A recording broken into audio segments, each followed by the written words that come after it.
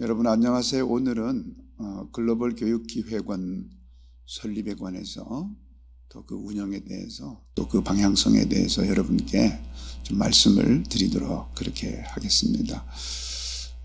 우리 글로벌 선진학교가 설립된 이래 이제 어떻게 학교를 좋은 학교로 발전시킬 거냐에 관한 많은 고민을 하게 되었고, 좀 전략적으로 간단하게 생각하면은 학생들을 집중적으로 소위 말하는 빡시게 이렇게 교육해가지고 좋은 명문대학을 많이 보내면은 금방 좋은 학교로 소문이 나고 또 전국에서 공부 잘하는 학생들이 이제 몰려올 수도 있겠죠. 그 교육이 뭐 쉽지도 않을 뿐만 아니라 꼭 그렇게 하는 또 하나의 학교를 만들어야 되는가에 대해서는 교육자로서 또 목회자로서 굳이 그런 또 하나의 경쟁적인 학교를 만들어야 하나 이런 생각을 하면서 학교 설립 이래로 지금까지 전혀 그런 유의 학교를 설립하고 운영할 생각은 하지 않았습니다. 우리 학교의 그 캐치프레이즈 중에 하나가 이제 평범한 자녀를, 평범한 아이를 비범한 인재로 키우겠다 하는 것을 여러분 아마 알 겁니다. 이 평범성이라고 하는 것은 평범함이라고 하는 것이 뒤떨어진다든가 부족하다든가 그런 의미는 아니죠. 그냥 일반적인 의미이고 크게 드러나지 않는, 그리고 누군가에게 부담을 주지도 않는, 그렇다고 누구에게 변화를 촉진시키는 그런 역할을 하는 것도 아닌 그냥 일상적으로 살아가는 대부분의 사람들의 모습이잖아요. 특별히 무슨 열정을 가질 것도 없고 특별히 어디에 집착해서 막 그걸 향해서 나아가는 그런 모습도 아니고 그냥 그렇게 많은 사람들이 살아가는 그런 모습이 보통 평범성이다 그렇게 말을 하지 않습니까? 그런데 대부분 평범한 것이 꼭 불행한 거냐? 그것도 아닙니다. 평범 속에서 얼마든지 우리가 행복을 찾을 수도 있고 또 삶의 의미를 찾을 수도 있지만, 그러나 이제 신앙인들에게는 평범성이 주는 그 편안함과 행복, 거기에 안주하는 것이 과연 하나님의 뜻인가라고 생각했을 때는 그것을 그렇게 쉽게 그렇다, 이게 하나님의 뜻이다 이렇게 받아들이긴 어렵지 않습니까? 특별히 주님께서 말씀하시기를 성령을 받으면 땅끝까지 이르러 우리 주님의 증인이 되라, 나를 증거하는 사람이 되라 이렇게까지 말씀하셨다고 하면 우리 주님을 증거하는, 하나님의 사랑을 증거하는, 하나님의 사랑을 전하는 삶이 과연 평범성 위에서만 가능할 것인가? 꼭 그렇게 볼 수는 없죠. 뭔가 비범성이 반드시 있어야 좀 더 파워풀하게, 좀 더 힘있게 하나님의 사랑을 전할 수 있지 않겠습니까? 그렇다고 한다면 이 평범성에서 비범성으로 넘어가는 이 비범성의 특징, 비범성이라고 하는 것이 갖는 삶의 모습이 어떤 모습이겠습니까? 용기 있고 도전적이고 어떤 넘을 수 없을 것 같은 벽 앞에서도 좌절하거나 뒤돌아가지 않고 도전하고 부수고 극복하고 넘어가고, 이런 게 이제 비범성이라는 말로 설명할 수 있지 않습니까? 거기다가 그것이 개인의 욕심, 어떤 개인의 욕망을 이루려고 그렇게 하는 것이 아니라 누군가를 위해서 이타적이고 파괴적이고 그리고 정말 나 자신을 희생시키는 그러한 목적에서 그리한다면 그것이야말로 우리가 기대하는 진정한 의미의 비범성이다, 그렇게 볼 수가 있습니다. 그래서 자기만을 위한 것이 아니기 때문에 열정이 있는 것이고요. 자기의 안위함과 행복을 추구하는 동기가 아니기 때문에 기꺼이 자신을 던질 수가 있고 또 심지어 소위 순교의 자리에도 갈 수 있는 것 아니겠습니까? 그래서 많은 사람들에게 감동을 주고 감격을 주고 그렇게 살아가는 거죠. 그게 바로 우리가 추구하는 평범한 자녀를, 평범한 아이를 비범한 인재로 키우겠다, 그런 의미가 되는 거죠. 인재라고 하는 것은 뭐가 인재냐 하면 누군가에게 이롭게 하는 거죠. 누군가를 누군가에게 기여하는 거죠. 어떤 사람의 행복, 어떤 공동체의 발전을 위해서 자신이 기여할 것이 있는 사람이 바로 그게 인재 아니겠습니까? 바로 이런 것이 이제 우리 교육의 방향성인 거죠. 그런 사람을 길러보기 위해서. 그래서 아주 평범한 친구들도 이곳에 와서 비전을 찾고 꿈을 찾고 열정이 생기고 그래서 인재가 되도록 한다 하는 것이 이제 우리 교육이 지금까지 추구해 왔던 겁니다. 그런데 이제 그렇게 하려면은 여태까지 전통적으로 지식을 개발하고 또 지식을 만들어내고 지식을 생산하고 그 지식을 발전시키고 그 지식을 나누고 유포하고 하는 이 역할을 지금까지는 전통적인 대학들이 해왔어요. 그리고 그 대학들의 지식 생산과 유포와 또 나눔을 이끌어갔던 대학들이 소위 말하는 명문대학이었어요. 그래서 이전까지 시대에는 단지 명문대학을 졸업했다는 이유만으로 사회로부터 엄청난 기회를 부여받게 되었던 거예요. 그러니까 많은 부모님들이 그러한 사회적 기회를 선점할 수 있는 그런 대학에 내 자녀를 보내야 되겠다 이렇게 생각을 한 것이죠. 이것이 적어도 1세기 이상 쭉 이어져 왔던 겁니다. 그런데 21세기에 들어와 가지고 아주 현격한 변화가 생긴 거예요. 그 변화는 뭐냐면은 새로운 지식을 개발하고 생산하고 유포하는 것이 이제 더 이상 대학만이 하는 일이 아닌 겁니다. 아주 작은 그룹에서 아주 작은 동호회에서 아니면 어떤 개인이 아니면 또 다른 대학과는 다른 형태의 공동체에서 얼마든지 새로운 지식을 개발하고 생산하고 연구하고 또 유포하고 배포하고 하는 이런 일들이 원활하게 벌어지게 된 거예요. 그러면서 이제 소위 대학을 나오지 않는 사람들 중에서도 세계를 이끌어갈 만한 글로벌 시장을 이끌어갈 만한 그런 인재들이 무수하게 쏟아져 나오는 거예요. 최근에 와서 대학 무용론이라는 말이 나오고요. 또 학사 일정 그러니까 또 학교 급별 어떤 단계 그러니까 대학원 중에서도 석사과정, 박사과정 그리고 박사 후 과정 이렇게 단계별로 되어 있는 지식 공급 체제 자체가 이게 의미가 없다.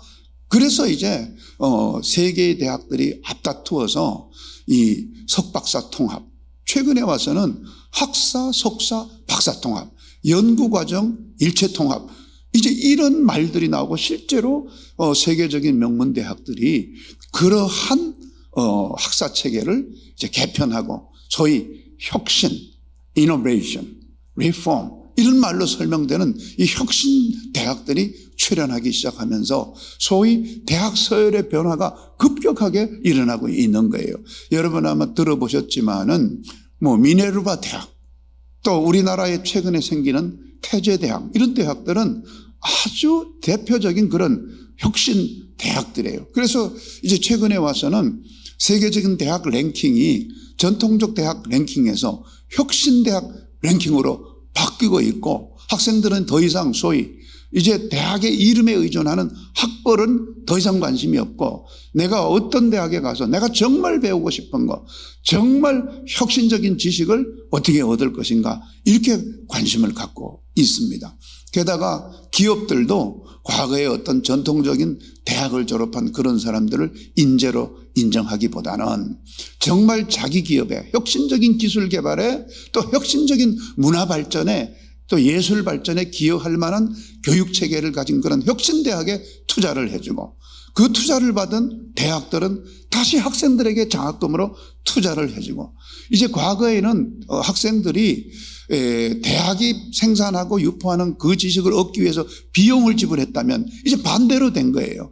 기업이 대학이 학생들에게 그런 어떤 혁신적인 유능한 인재를 키워서 활용하겠다는 의미에서 투자를 해주는 거예요. 그러니까 더 이상 이제 대학에 돈 내고 다니는 그런 시대가 점점점 이제 기울어져가고 저물어져가고 있는 거죠. 이런 차원에서 우리는 학생들의 대학 선택이라든가 미래를 설계하는 것에 대한 새로운 변화된 접근이 이제 필요한 것이죠. 그러나 이제 이게 현재 이런 어떤 과도기적 상태에 있기 때문에 과거의 전통적 대학의 어떤 그 서열적인 선호도에 따라서 준비해왔던 우리 엄마 아빠 세대와 이제 그런 시대가 아닌 새로운 어떤 지식 생산과 유포의 어떤 과정들을 통해서 이제 미래를 설계해야 되는 우리 자녀들의 세대가 좀 다른 관점에서 이제 미래를 준비해야 된다 하는 이런 시대에 이제 직면해 있는 것이죠. 그런데 이제 이런 상황에서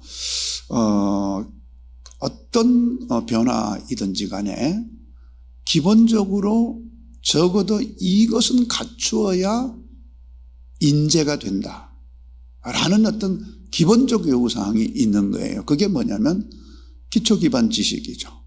적어도 일반적으로 이미 소위 진리로 인정된 기반 지식의 터 위에서 어떤 혁신을 만들어내고 변화를 이끌어내기 때문에 어떤 사람이라 할지라도 그런 기초 기반 지식을 갖추었나 하는 것은 모든 대학이 보는 거예요. 또 지식을 이해하고 생산하고 유포하는데 꼭 필요한 것이 언어잖아요. 이 언어가 뭐 구술하고 또 유창하게 말하고 이런 차원이 아니라 이것은 문자와 부호와 또 전자언어라 그러죠. 다양한 IT 언어 이런 모든 랭귀지들에 대해서 일정 수준 활용할 수 있는 능력을 가졌는가 이런 걸 보는 거죠. 적어도 이것이 되어 있어야 인재의 어떤 기반을 가지고 있다고 보는 거죠. 거기다가 다른 사람들의 아이디어 또 다른 사람들의 창의적 생각을 도전하고 촉진하고 자극을 줄 수 있는 그런 협업적 훈련이 잘 되어 있는가. 가령 예를 들면 우리 학교에서 이제 프로젝트 과제다 하면 같이 그냥 기능적으로 뭘 만들어내는 것이 아니라 생각을 나누고 더 나은 어떤 방안을 만들어내고 그런 과정에서 다른 사람의 생각을 가져다가 창의적으로 새롭게 활용하고 이런 훈련이거든요. 이런 훈련이 되어 있는가 하는 것을 보는 것입니다. 그래서 학교는 이런 새로운 혁신대학에서 요구하는 이런 인재들을 학교가 만들어야 되겠다 이렇게 생각하고 지속적으로 저희들이 교육과정을 변화시키고 변환시키고 또 학교에서 오직 책상에서 페파를 통해서 익힐 수 있는 그런 단순 지식뿐만 아니라 다양한 액티비티를 통해서 아이들의 창의성을 키워주려고 노력하고 또 여럿이 함께 모두 생각을 나누고 또 생각을 총합시키고 발전시키고 하는 이런 훈련을 시키게 되는 것입니다. 그런데 이제 이 과정에서 마지막 관문이 하나 남아 있는 거예요. 뭐냐면은 이런 학생들의 포텐셜, 잠재력을 이끌어내서 정말 이 학생들에게 가장 알맞은 다음 단계, 지식의 단계, 소위 고등교육, 이 대학 이상의 과정으로 어떻게 올려보낼 것인가. 이 아이에게, 이 학생에게 가장 적합한 과정을 어떻게 선택해 줄 건가. 이 아이의 그 잠재력을 확대시키고 또 꽃피울 수 있는 그런 다음 단계 고등교육 과정을 어떻게 소개해 줄 것인가 하는 게 큰 숙제이잖아요. 그래서 이제 일반적으로 뭐 우리나라 같으면은 스카이 대학 또 미국의 뭐 아이비리그 대학 이런 대학에 얼마나 학생을 많이 보내느냐의 관점보다는 정말 혁신적이고 이 각각의 학생들에게 알맞은 그런 대학에 어떻게 보낼 것인가. 또 돈을 내고 가는 대학보다는 돈을 받으면서 갈 수 있는 그런 대학에 어떻게 보낼 것인가. 이런 이제 고민을 하면서 저희가 학교 설립 이래 한 15년 동안 그 많은 전략적 변화와 또 전문적인 진로 진학 지도의 그런 기술적 부침을 겪어오면서 여기까지 온 거예요. 그래서 일부 불안정하고 일부는 또 굉장히 안정적이고 하는 이런 변화의 시점에 와 있는데요. 워낙 이게 전문성을 요구하고 또 학교 밖에서 이런 어떤 전문적인 카운셀링, 전문적인 컨설팅 이런 거를 하는 이제 사적 기관이 많이 생기면서 학교 안에 속한 어떤 시스템보다 상당한 탁월성을 가지고 있는 것은 사실입니다. 그러다 보니까 부모님들이 학교에 존재하는 그런 시스템보다는 밖에 있는 이런 시스템이나 또 회사체, 이런 회사 형태, 이런 기관들을 통해서 너무 많은 비용을 들이고 이제 그런 그 진로 진학에 대한 도움을 받게 되는 모습을 보게 되고, 또 어떤 그 사기업들은 너무 의욕을 가지고 소위 그 비즈니스 차원에서 접근하다 보니까 불법을 저지르면서까지 성과를 내게 되고, 이것은 특별히 우리 믿는 사람들에게는 절대 용납해서는 안 될, 또 사회적으로 볼 때도 큰 불법 행위이고 범죄 행위가 되는 것이죠. 그러나 이제 우리나라 교육 기조는 교내에서 이런 어떤 그 지나친 입시 지도나 또 진로 진학 지도 체제를 갖추는 것에 대해서 그렇게 좋은 시선을 보내고 있지는 않습니다. 때로는 오해가 돼서 너희들이 학교라고 하면서도 입시기관이 아니냐 이렇게 오해를 받고 또 행정적인 제재를 가하고 하는 이런 것들이 오늘날 우리 이제 교육 체제의 모습입니다. 그래서 이제